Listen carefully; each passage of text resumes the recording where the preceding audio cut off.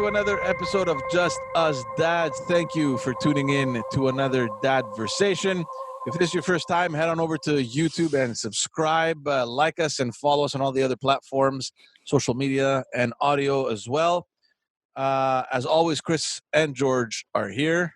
George wasn't here last week. We're glad to have him back this week. How's it going, guys? Awesome. I missed you. No. It doesn't show, but I cried on the inside. I cried here. He was crying all week. He wasn't sure. Episode. It doesn't show, but I was lying.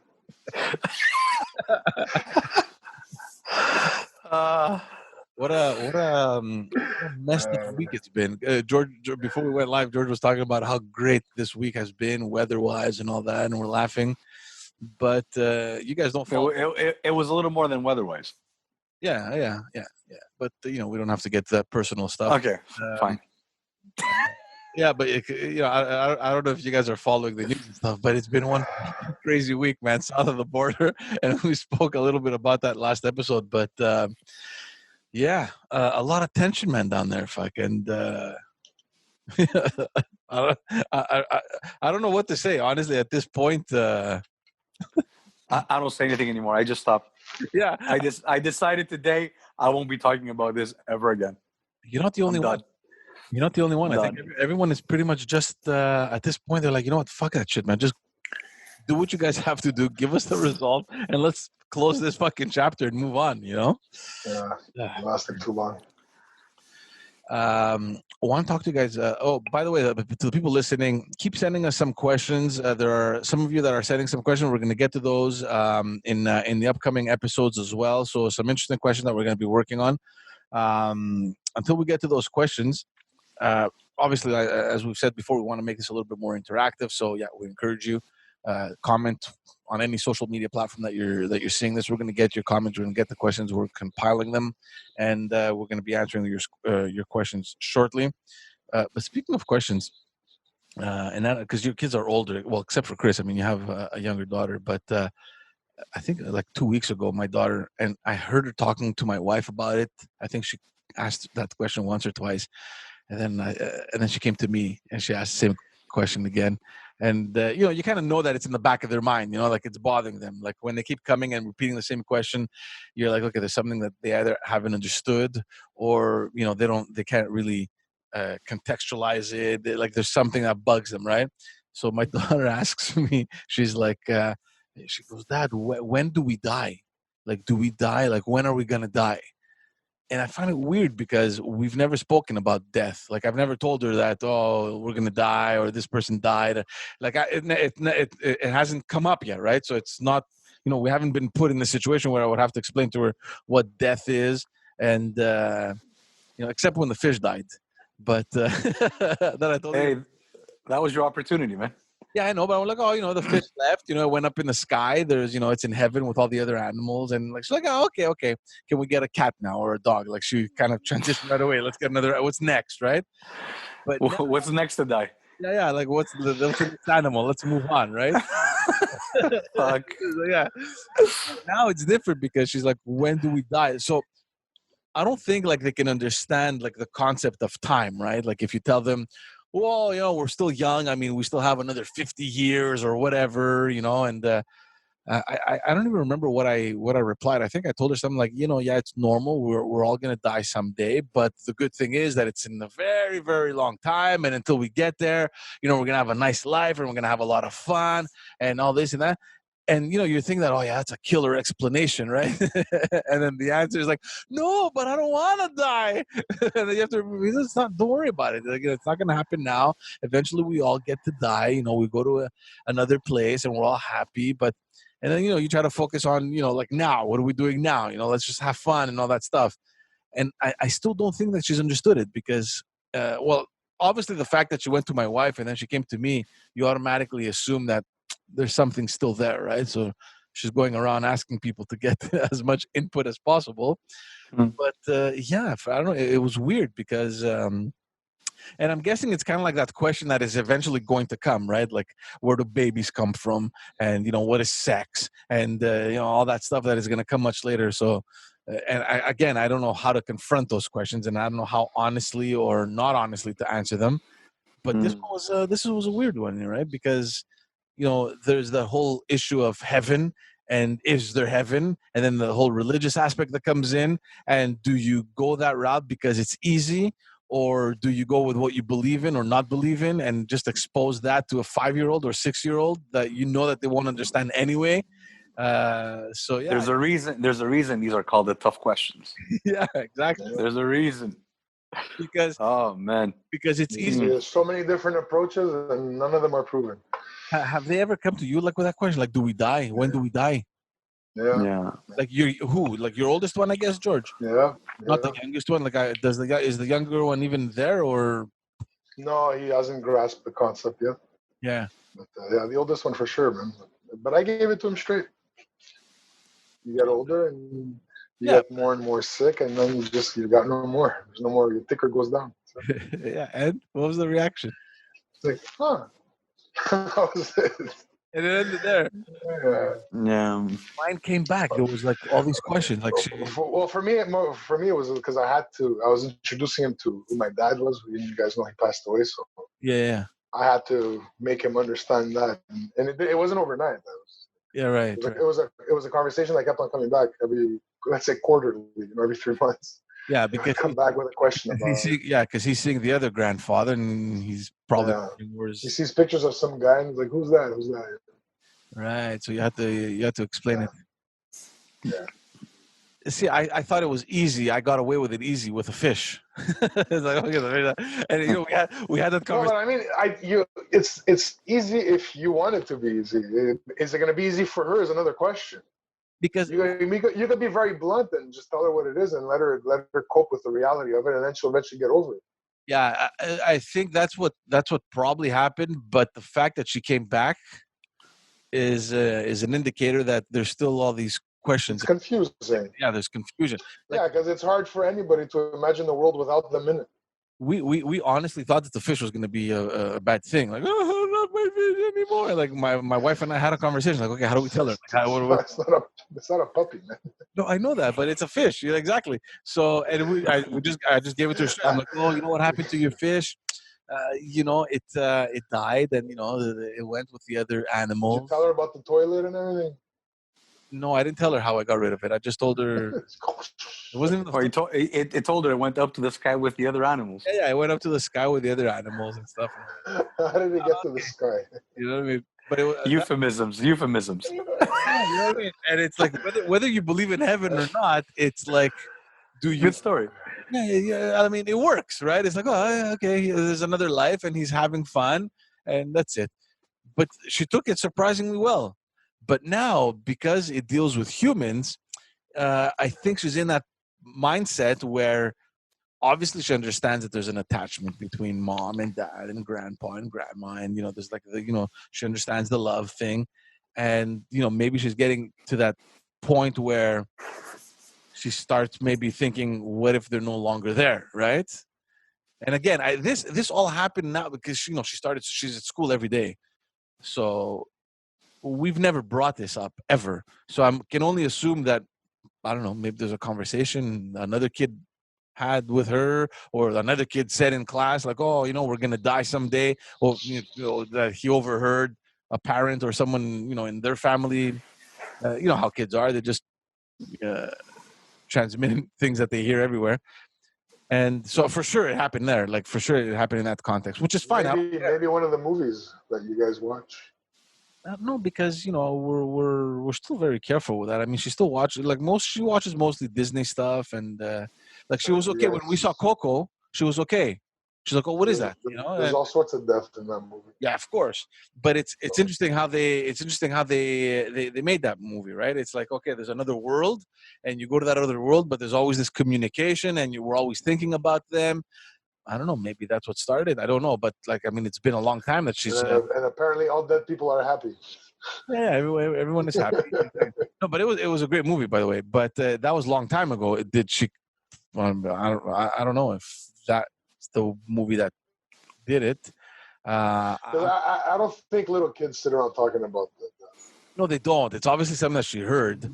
but that has triggered something, and we felt it, like we know it, Yeah, you know, yeah. because it's been like at least every week she's It's gonna have. probably it's probably one of those things that has been coming together for her piece by piece, slowly. Yeah, And Chris she had. realized that there's that part where you have to let go of something. Yeah. That's what she came to you.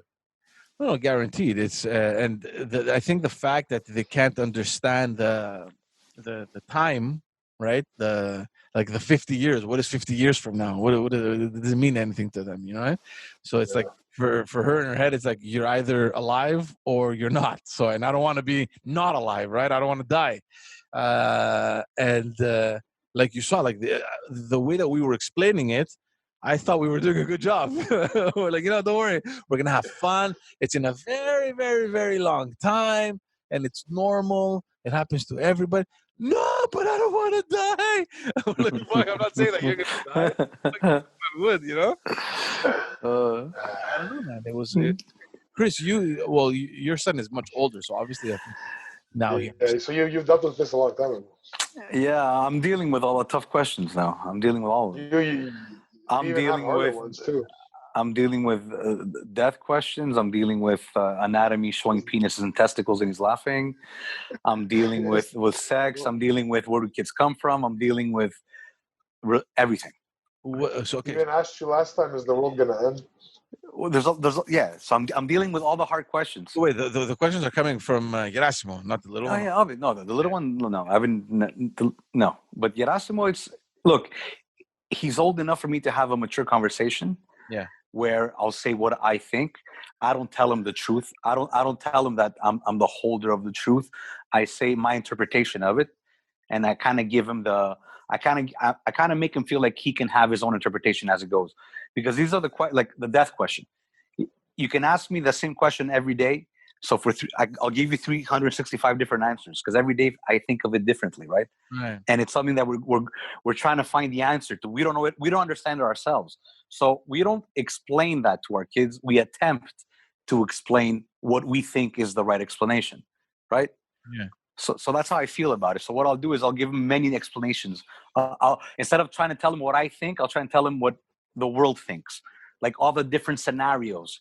You know what I mean? Your situation's a little trickier too, because he's older, where you can have that mature conversation. Exactly, that's what I'm saying. He's still very innocent, or he could be very traumatized because he understands so much. That's right, but I'm not gonna be like, oh, it's this nice place. It's like it happens. It will happen eventually. No one knows. No one knows how. You know what? You don't think about it. It's in the back of your brain. Are you? You put it there. You put it there in the back burner, and you know what? You're reminded in a movie when you cry. You're reminded when a relative passes.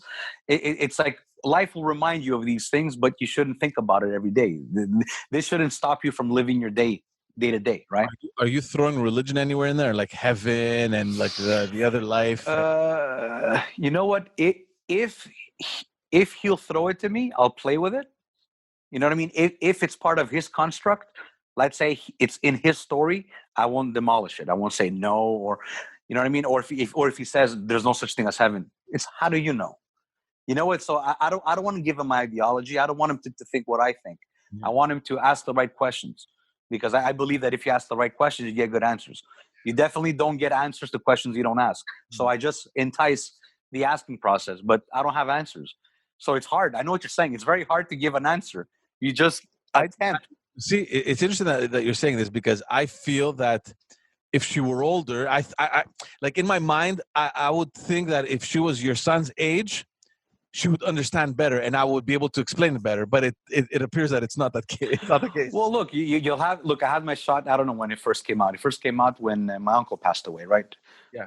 So my uncle passed away, then his great grandmother passed away, then the other great mother passed away, then a few aunts passed away, then a neighbor passed away, then Vula passed away, which he knew. He grew up with Vula, right?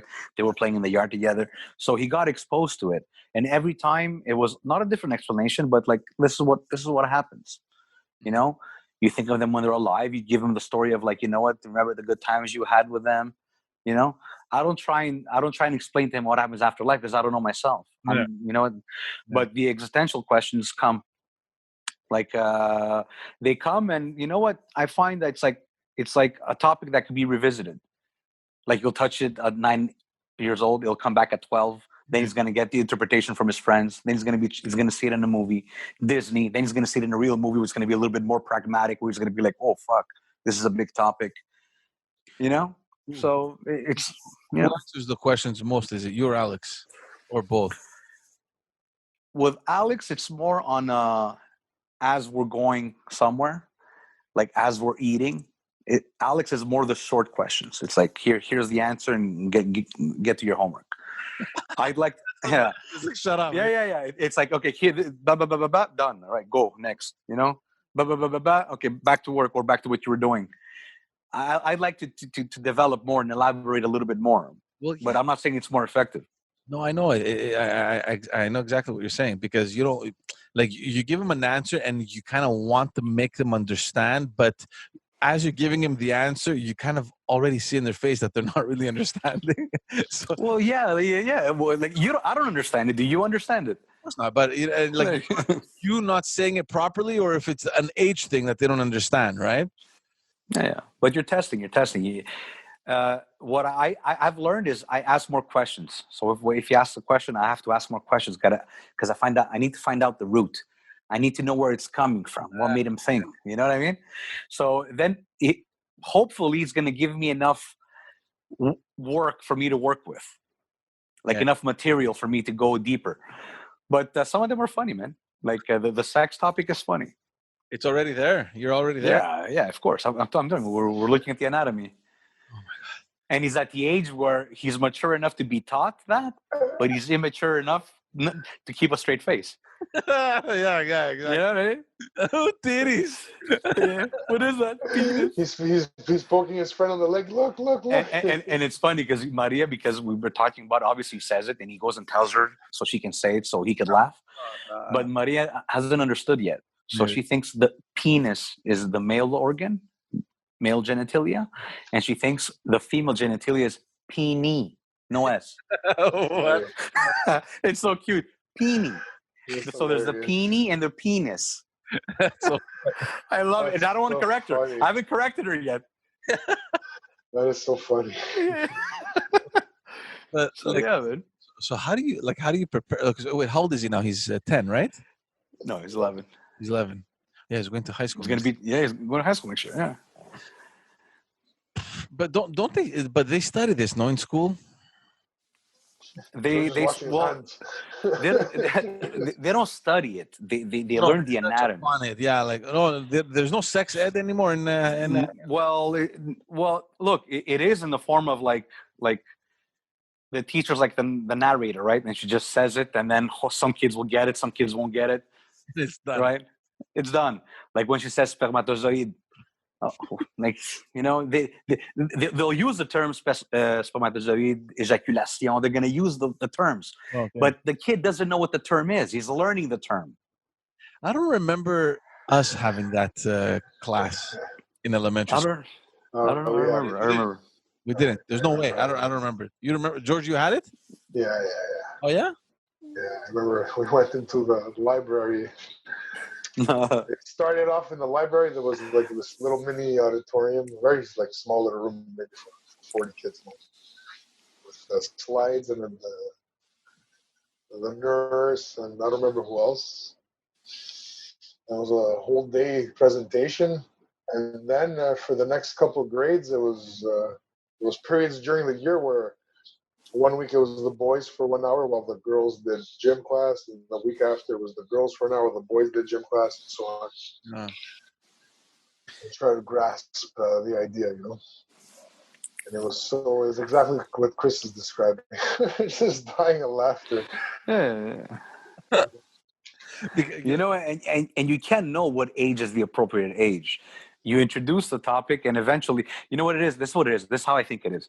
They introduce the topic, right? And you have a lot of words that are missing, and it's like fill in the blank. Here's the structure, and then as you grow older, you're gonna start connecting the dots and filling in the blanks, and eventually the story is gonna make sense. That's what it is. That's all it is. That's all it is. Yeah. You give them like a reference point to be technical about it, but the rest of it comes together through you know, dealing with their friends and changes in their bodies and Yeah, no, but the reaction to the opposite sex and so on and so forth. I mean, like he's going through puberty now. You don't have to hold their hand the whole way through. Like even the death thing, you give her ideas. When you get old, it's not a number, but she can understand getting old. She can understand there's a difference between her and you. There's a difference between you and your father. But that's a tricky part in that age because they don't understand that concept. What is getting old? You underestimate them. She thinks she's old. She's like, okay, I'm a big girl now. Yeah,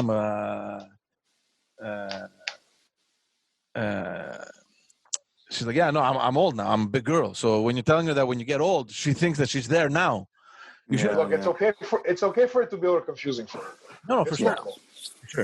It's normal. Give her little bits of it, little things that she can understand. If you're comfortable with it. Yeah, no, I'm not uncomfortable at all. It's just that it comes at a point where you haven't even prepared. Like it's like you don't expect like a 5-year-old to come and tell you when do we die or why do we die. You know what I mean? Like I said, I didn't prepare. I gave it to him straight. Yeah, you can't be prepared for this stuff, man. Well, no, you could look. You know that around the age of 10, you're gonna have to have that sex talk, right? So you have 10 years to prepare. I don't know how. No, but that's different. That's different because the sex talk is we know exactly what it is. And then the sex ed talk is like, when you do this, be careful, be careful, be careful. The death question is unknown. Yeah. You're in the unknown. You can't explain it. Well, that's the post-life question. Yeah. Yeah, you could only philosophize about it. You can only give an attempt, an explanation. With a sex ed, it's very simple. Don't do this. Be careful. Condoms. Yeah. Be careful. You know what? And let's not forget this. we're talking about a pleasant conversation, a pleasant subject to death. I don't know if it's pleasant, man, because you don't want I have daughters, man. You know what I mean? It's like you don't want that. People are people, bro. As long as it's honestly, that period of time for me is going to be very problematic. I already know it from now, so I know that I have a lot of preparation to do, like even mentally.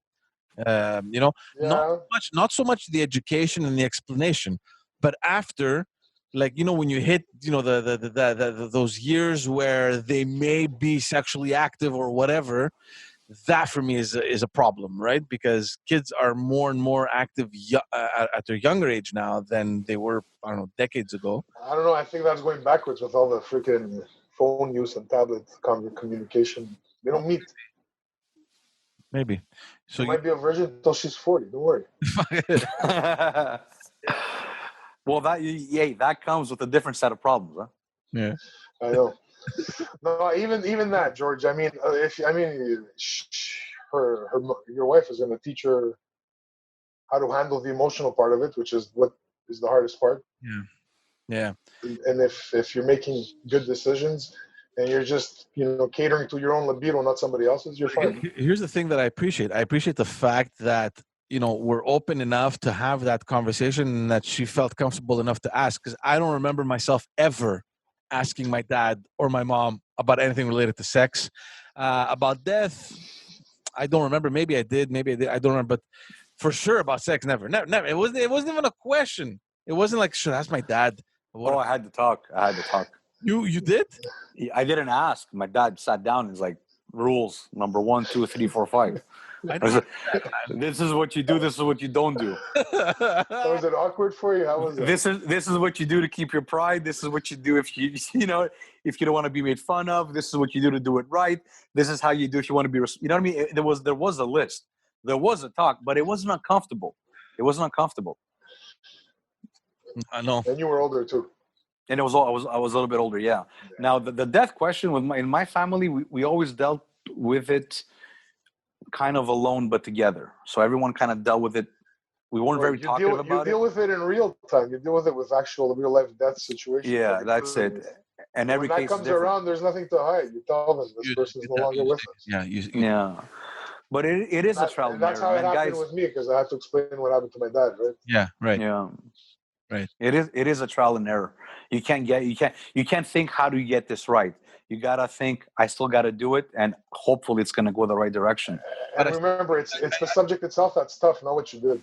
Yeah, but I still think that it's a good thing that they feel comfortable talking about, and that's how I want it to stay, even when they get older. Like you have some don't be afraid to come and talk to me, right? I don't want them to suppress any feelings or any emotions or whatever. Just I want them to get that to get the hang of expressing what they feel or what they think or whatever. Because again, it's very important that you're right. Of course, it is. And because I know how. Look, I can't remember how I felt about not telling my parents or asking my parents. I don't know. I can't put myself back in those years where I would have to think, should I tell my parents about this or not? I don't remember. That's like. No, but there's like. But I know for a fact that I never had any of these conversations with my parents. Like none. There's certain unwritten rules. There's certain things that you will never discuss with your parents. Like you're not gonna come back from outside saying, "Hey, Dad, I just smoked 2 joints, man. They were amazing." Like there's certain things you don't talk about. There's certain things that you know what I mean. Or I did this, I did that.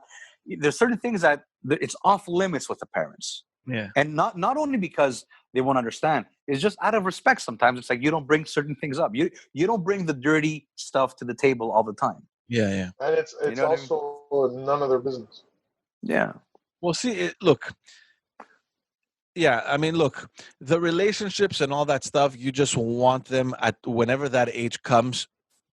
You just hope to have done a good enough job so that they can have a good judgment, right? Yeah. But with respect to the other stuff, like when we're talking about, let's say, for example, drug or alcohol or anything like that, you know what? First of all, I think I'll know. And I think, Chris, you'll know. George, you'll know exactly. Like your kid comes back home high, he doesn't need to tell you. You will know. You know what I mean? Yeah. Comes back drunk, you will know. Obviously, you'll know. But you also want to be careful, right? Because you don't want the abuse to take on a whole other level, right? Because these are. Well, you don't want them to think it's okay. Yeah. That's what it is. It's okay. I mean. At the age that, let's say, for example, they're going to be smoking up, like 13, 14, 15. I hope they don't. But let's say they do. Don't forget also that at that age that they're in, they're thinking that, what does my dad know? Like, This is why I have another school of thought. There's that disconnect that happens, right? Unless you manage to keep that, that road open, that conversation, that window open where they can say, oh, we went for, we had drinks, mom, dad, I didn't feel so good, or I felt great, or I don't know. I would want that honesty to continue, right? I'm aware that at some point they're going to be much more reserved and more secretive, right? That it's normal, but at the same time, I don't want that phase or that when they reach that age to kind of split to a whole other direction where they don't give a shit anymore about parents. Well, that's going to happen regardless. There's going to be a point. Turn 14, 15. There's going to be a time where, they go from listening to the parents to listening to their friends, their peers. So there's going to be that, and that's why you cannot talk about alcohol and drugs. And all you can say is that if you do that, these are the consequences, and be smart about it, and then just try to basically not encourage it. Well, yeah, that's it. But look, to choose well.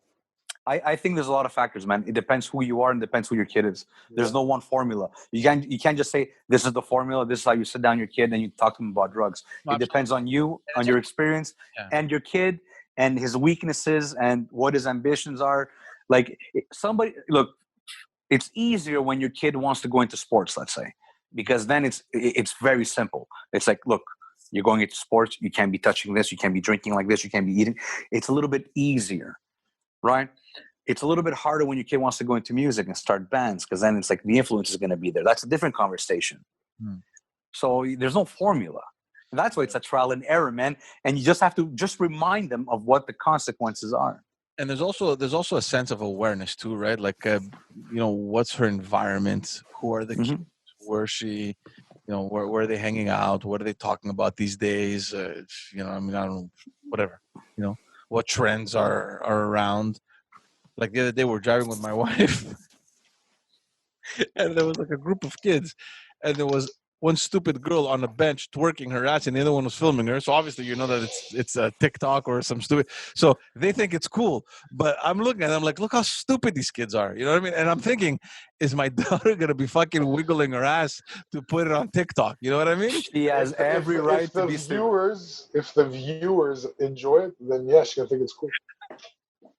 Oh man, and that's the other that's the whole. Man, one thing, George, you can't forget is that I always go back to this. I mean, no matter what rules my parents gave me and this and that, I always did whatever I wanted. I just lied about it. They're gonna do the same to us. It's true. We all did whatever the fuck we wanted when we wanted. If we had to lie to them, we lied to get by it. But we did exactly what we wanted whenever we wanted. I didn't lie. This is a reality. Yeah, I mean, look, expect this. That's why it's not about what you don't know. It's about like how confident are you in their decision making? And they're gonna put themselves in fucked up situations, and they're gonna have to make it back home somehow. Like you know, all these things are happening kind of at the same time where my daughter's asking, and obviously she's very young, right? So, I mean, yeah, you want to think about it, but you also don't want to think too much about it either. You just want to go with the flow, and you know, as it comes, you kind of evaluate it. But at the same time, what's fucked me up is that in my other podcast, and I told you this, I had this this guy Ali Nestor, who was a gang member. He came from Haiti, like in the 80s or 70s. So 80s, 90s, this guy was mixed up with all sorts of shit, you know, in Saint Michel, violence, domestic abuse, domestic violence. So we're talking about like real shit. Like we're not talking about like a little gang of kids hanging out in the corner on the street. We're talking about real gangster shit, you know. He was in jail, in youth, in juvie. And the guy turned it around, and so we were having this conversation, and it all came down to him saying that, you know, it's just I never had my dad's attention. He was just absent from my life. There wasn't that conversation. He didn't want me, you know. He never encouraged me to do things that I wanted. I was a huge fan of martial arts, and that's what I wanted to do. And it was just a no from the beginning. And that's actually not what he's doing. He has a school. He teaches kids, you know, boxing, MMA. And his point is just to keep kids off the street, right? So he kind of mentors them. Super good guy, right? And I read he has a book, so I read his book, and that kind of messed me up because it comes down to such a simple denominator. Like it's like the attention from his dad, feeling appreciation, or his dad telling him "I love you," or whatever. Yeah, like things that now we obviously do, all of us, to our kids. And I've seen you guys how you are with your kids, and I'm like that with my kids as well. And you can't just put you can't think, how is it that simple? Like, how did the kid slip away just because his dad didn't tell him, hey son, I love you, or let me give you a hug, or, you know, like, how does that happen in a kid's brain? And it has me all fucked up because it's like, let's say you do one wrong thing and your kid in your kid's mind isn't the enough that you should be doing, right? Like I know we're doing much more than what he describes his dad was doing, right? I mean, his dad, like, he was, like, we're talking about domestic violence and like something that we never lived and we never experienced. That's not a one little thing. No, I know. That's a lifetime of mistakes. I know. But his main thing is that if my dad would have at least told me, you know what, let me put you in a karate school. You know, like just a simple thing like that. If his dad would have given him any sort of recognition that, oh, that's what you want to do, that's cool, all right, yeah, that's nice, you know. But wait, was his father involved? No. His dad was, you know, your classic immigrant that came here, worked hard, never home. So absent, just absent. He was absent, and at some point, I mean, I don't know, it took a wrong turn, and there was a lot of domestic violence, and he just didn't want to be in that environment. But you know, like, his dad never supported him in what he wanted to do. And it's things that today we don't think that we do, right? Because we're there with our kids. We have them in soccer and karate and basketball. Like, whatever they want to do, you do it. You know, like my daughter wanted to do ballet. Fuck it, but let's go ballet. Like, we're so like, yes, we become yes parents. Like, our parents weren't like that.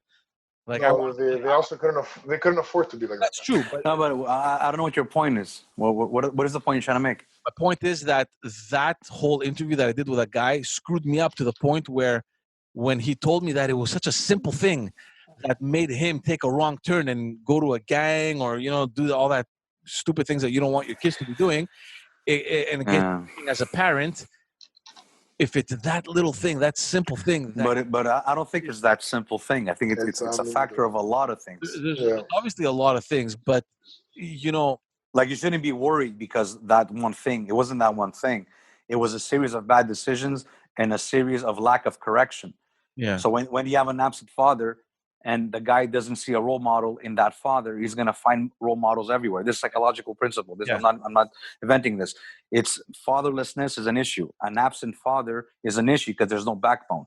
And then you're going to go find the role model elsewhere. And hopefully you find it in good places like a mentor, but you can also find it in a bad place like a yang. Right. So I don't think we should be afraid as long as you're there, you're giving the advice, you talk, you keep the lines of communication open.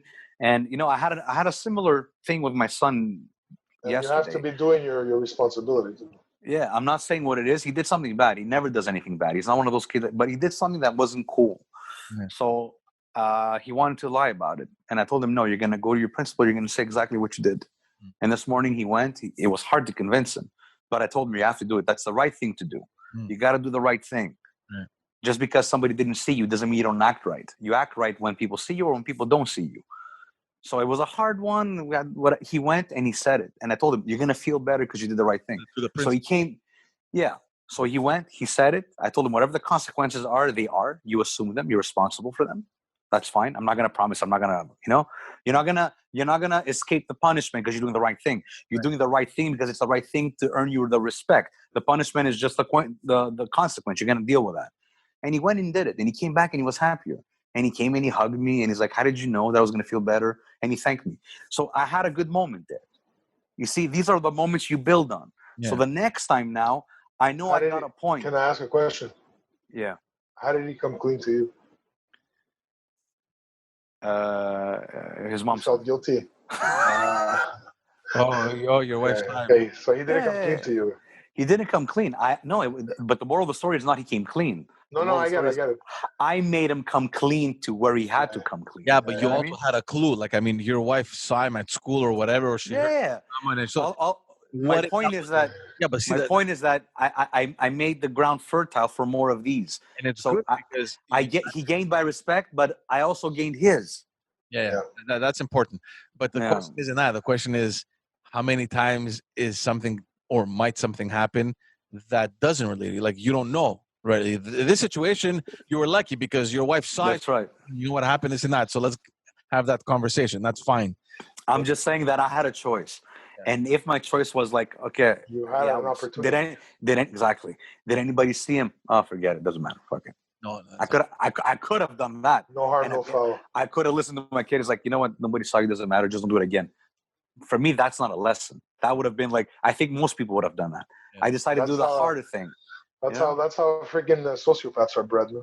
You let them get away with shit. Yeah, and it's like, you know what? No. But all I'm saying, my emphasis is on the moment. Is like, now somehow I believe, maybe I'm wrong, but I believe that next time he's going to come to me. And all I want him to do is come to me and say, what should I do? Or maybe he won't do anything at all. Or maybe exactly. So all I'm saying is that it's not one little thing. It's all these little things put together.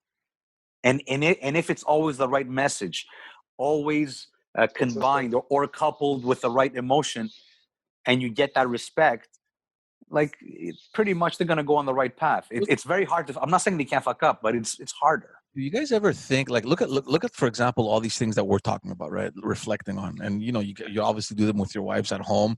But do you ever think that were our parents even remotely thinking like this? Because, I mean, they didn't have the luxury. They didn't have the capacity.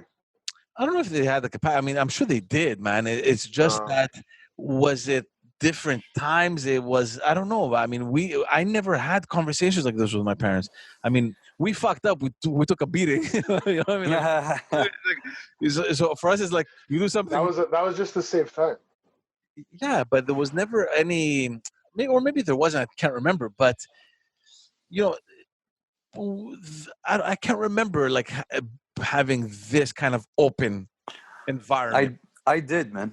Yeah, George. I did. No. Yeah. My dad didn't say much. He didn't talk much, but I'm telling you, man. They led by example more than anything in their actions. That's true. Yeah. They didn't need to repeat themselves. You know what it is. Like, you understand right from wrong. Don't ask me. That was no, me, it wasn't like that. Me, it was like me, it was like it was repetition. For me, it was always constant. That was his answer. You knew exactly what it was. But that's the repetition. I know. But that was his thing. Always follow that guideline, and don't tell me you don't know what it is. You know exactly what it is. But that's the moral. But it was so much more cutthroat, man. It was like bam, bam, bam. That's it. No, the consequences, what you were talking about, you take a beating because you didn't do it. No, but even in the conversation, it was. You didn't say in life later. It's gonna hurt you this way. It's like, no, I'm gonna hurt you now. Yeah, hey, that's a way. Some people, you know what? Some people will hurt the kids in case. It's like, I'm gonna give you the beating in case. I'm gonna give you just in case. This week for the 5 next ones. I'm not gonna be. There you go. And then it's like, well, where's the math? Where are we at now? Do I owe you one? Do you owe me one? Yeah. What's our bank? We have a statement here.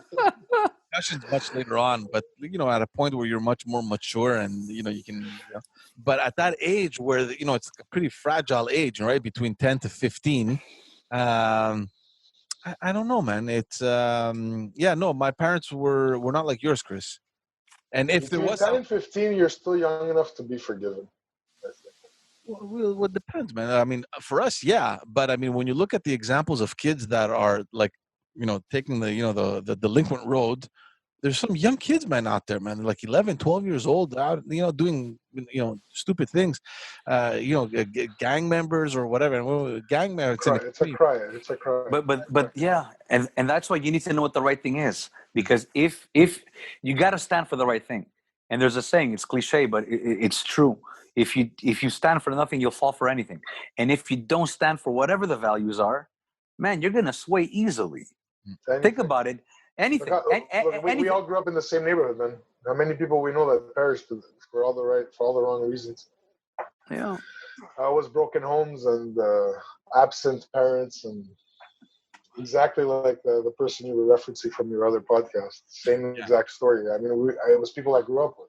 Yeah, there's many.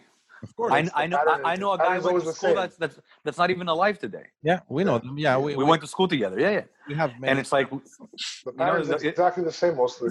Yeah. I don't know. But you know what? What's important is that there is a pattern, and that pattern has to break. And how do you break that pattern? Is all you could look. You cannot guarantee the future, but what you could do is you could have the probabilities on your side. So how do you get the probabilities on your side? You do what's right. And I think it's like, you know what? If you do everything right, then there's maybe 10% of chance that your kid goes rogue. But if you do, go ahead. Go ahead. No, go ahead. No, I'm saying if you do things, if you're 10% on your kid, then you have 90% chance your kid goes rogue. Right. And also now, I mean, it's so different now because there's so much more exposed to so many more things that it was almost impossible for us to be exposed to because the technology wasn't there, right? I mean, what are you talking about? I saw Chuck Norris when I was growing up. And Rambo. No, but what kind of stuff are you talking about? All the crap that you see online, all these stupidities that kids are doing, like these are things that kids are getting influenced by now, right? Like the whole TikTok thing. Like, it's fine. I get the whole social media aspect, and I get how social media works, but at the same time, you have vulnerable kids looking at these things, and they're not thinking, it's just a marketing ploy. Oh, he's just a stupid idiot. They're thinking, I'm going to do it also. Look, he got 2 million views, right? So we didn't have that.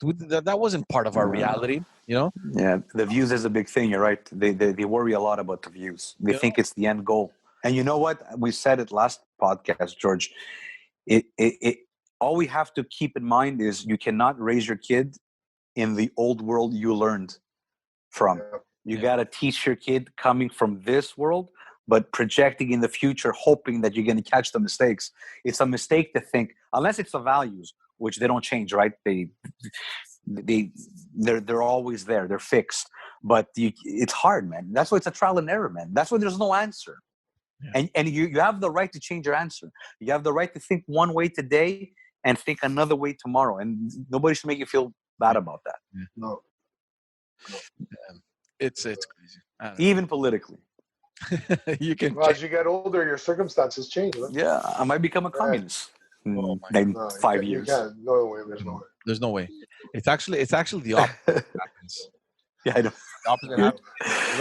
Communism it's for people that don't want to be competitive in life. That's what it's for. Man, look, I went to school, university. I was in an arts and science. So, academia is traditionally more to the left. I had the posters of Che Guevara and all that bullshit.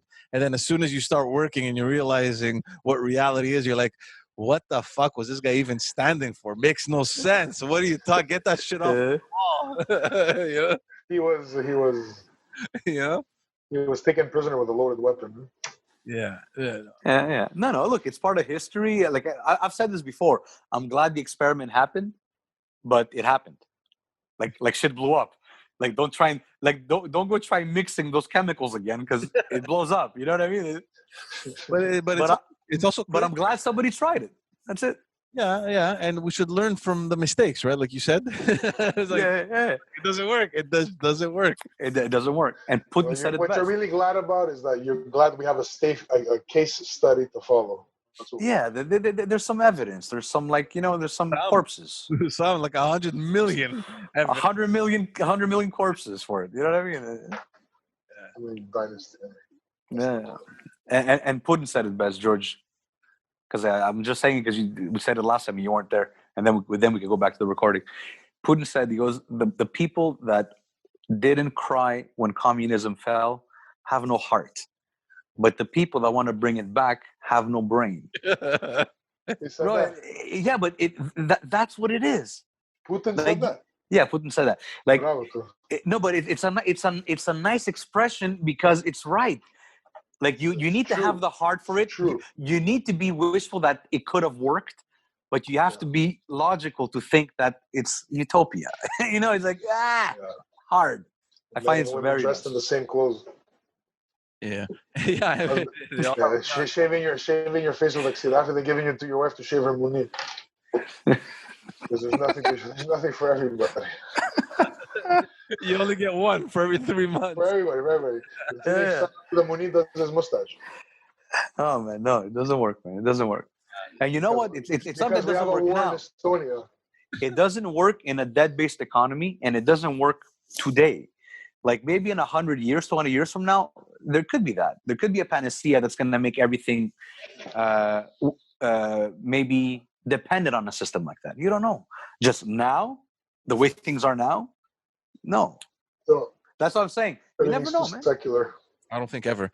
But Chris, is your son now talking to you about social media? Like, does he have friends that are on that shit? They don't. Yeah, there is social media. There is. He's into TikTok. He has a little account. He does things. He's done a couple of videos with his friends. Look, I'm not the guy who's gonna discourage him from doing things. If he wants to do it, like last time, he had an itch to make a video. It's like, okay, do it. You know what? Don't do something stupid. Do something nice. Like, what do you think people want to hear? Can you do this nice? Are you good here? If you want to continue this, you got to get better here. So I encourage it. Does he get influenced by the stupidities that other people do? Absolutely. That's all he wants to do, which is fine. Kids love older kids. Kids are obsessed with older kids. It's not fine, bro. It's not fine at all. No, I'm saying they have to go through that. Yeah. He has to be exposed to the stupidity to know it's stupid. So wait, is it a private account?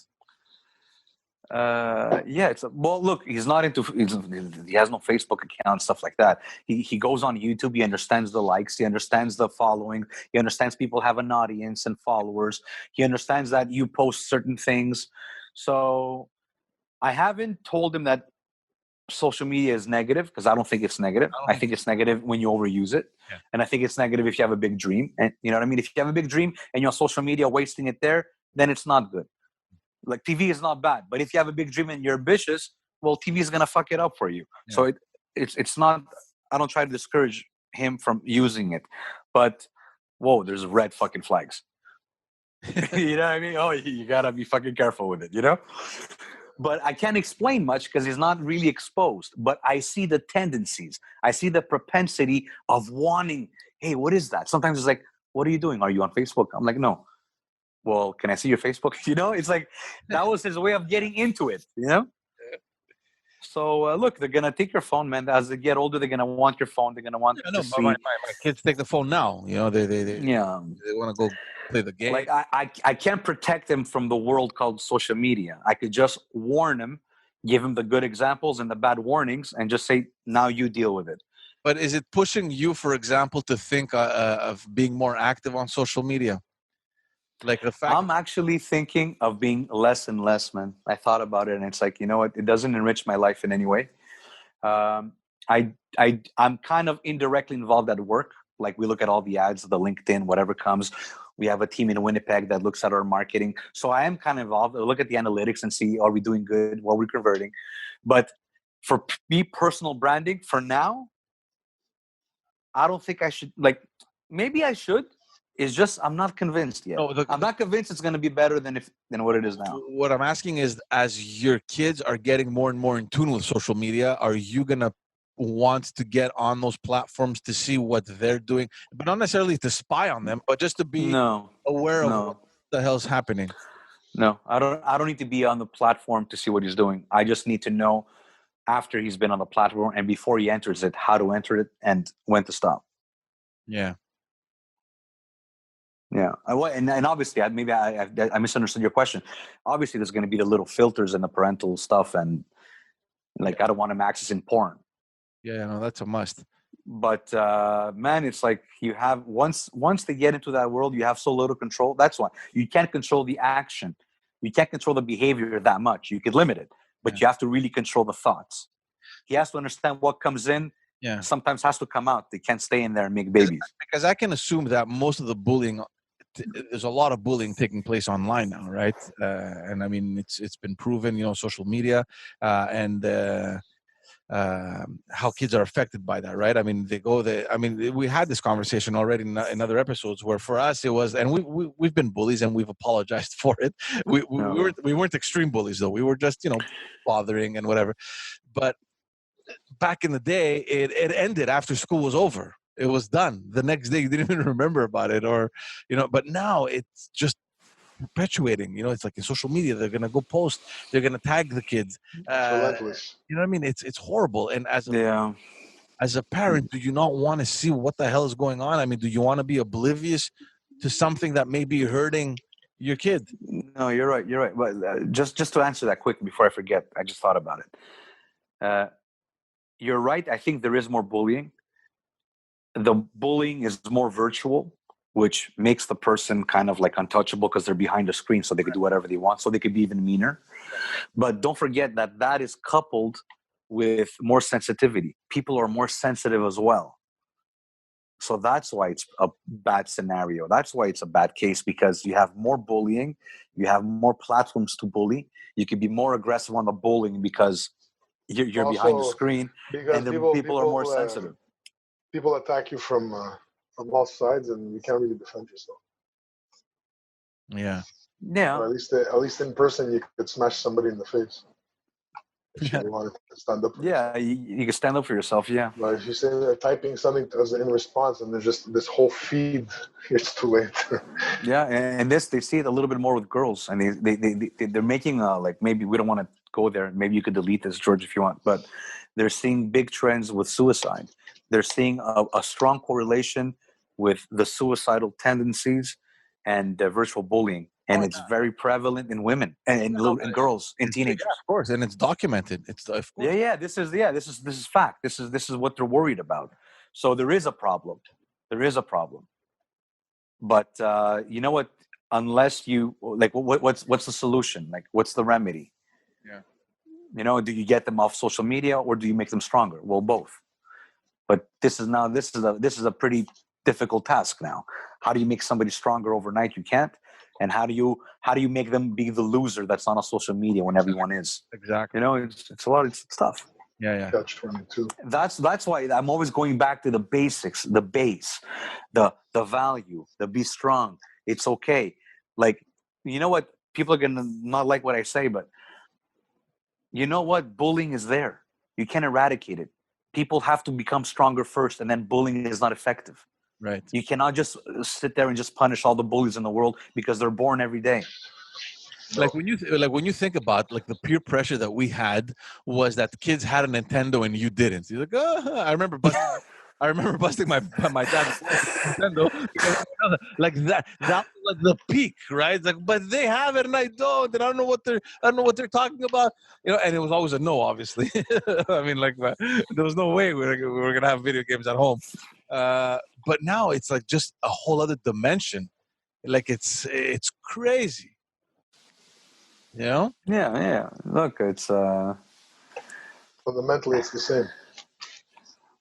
No, mentally it's not the same. Fundamentally. Oh, fundamentally, yeah.